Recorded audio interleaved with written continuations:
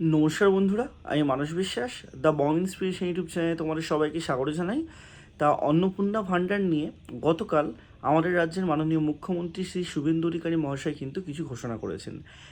সেটা নিয়ে কিন্তু বিস্তারিতভাবে আজকের এই ভিডিওতে বলবো, তা তোমরা ভিডিওটা অবশ্যই শেষ পর্যন্ত দেখো। এবং যারা যারা আমার এই চ্যানেলে নতুন, তোমরা অবশ্যই চ্যানেলটি সাবস্ক্রাইব করে পাশের বেল আইকনটি কিন্তু ক্লিক করে রাখবে। তা দেখো, তোমরা সবাই জানো যে অন্নপূর্ণা ভাণ্ডার কিন্তু 3 মাসের জন্য এই যে ভেরিফিকেশনের প্রসেস সেটা চলবে, আগেই বলা হয়েছিল। তো মুখ্যমন্ত্রী সেটাই বলেছেন যে আগামী আগস্ট মাসের 30 বা 31 তারিখ পর্যন্ত তোমাদের কিন্তু অন্নপূর্ণা ভাণ্ডারের ভেরিফিকেশন চলবে। তা যারা এখনও পর্যন্ত ফর্ম ফিল আপ করেননি, অবশ্যই আপনারা কিন্তু ফর্ম ফিল আপ করতে পারেন। এটা হচ্ছে প্রথম কথা।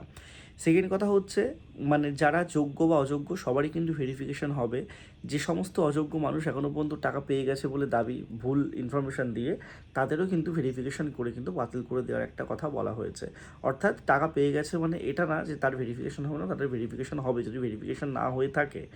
আর যেসব মানুষের ভেরিফিকেশন এখনও হয়নি বা হচ্ছে, আন্ডার ইনকোয়ারিতে আছে, তারা সবাই কিন্তু টাকা পাবে। কোনো যোগ্য মানুষ কিন্তু মানে বঞ্চিত এতে হবে না। একটা কথা আমি বলে দিই, যাদের পেমেন্ট ফেলিয়ার ছিল তারা টাকা আস্তে আস্তে পেয়েছে, সেটার ভিডিও আমি করছি। এবং অনেকেই কিন্তু টাকা এখনও পায়নি, তারা টাকা আস্তে আস্তে পাবেন। যাদের আন্ডার ইনকোয়ারি দেখাচ্ছে তাদের মোটামুটি এই মাসের 15 থেকে 20 তারিখের মধ্যে, বা মানে বলতে পারো 10 থেকে 15 তারিখের মধ্যে বা 20 তারিখের মধ্যে টাকাটা তোমরা পাবে। তোমরা অনেকেই বলতে পারো দাদা 10, একবার 10, একবার 15, একবার 20 কেন বলছো? বিষয়টা হচ্ছে এটা ব্যাংকের সার্ভারের উপর নির্ভর করে, কেমন কি টাকা দেবে সেটার উপর নির্ভর করে। সেই কারণেই বলছি, যাদের আন্ডার প্রসেস আছে তাদেরও কিন্তু কোনো কিচ্ছু করা লাগবে না, তাদের কিন্তু মানে টাকা পাবে। তা কারোরই বলতে গেলে কোনো কিচ্ছু করা লাগবে না। সংশ্লিষ্ট জায়গায় যদি ভেরিফিকেশনটা সম্পূর্ণ হয় তা ভালো, ভেরিফিকেশন যদি সম্পূর্ণ না হয় তোমাদের কিন্তু একটু ওয়েট করতে হবে, কিন্তু টাকা তোমরা এই মাসেই পাবে। জুলাইয়ে তোমরা টাকা কিন্তু পাবে। এবং 20 তারিখের মধ্যে আগে যারা ফর্ম ফিল আপ করেছিল তাদের সমস্ত প্রসেস কিন্তু কমপ্লিট হয়ে যাবে।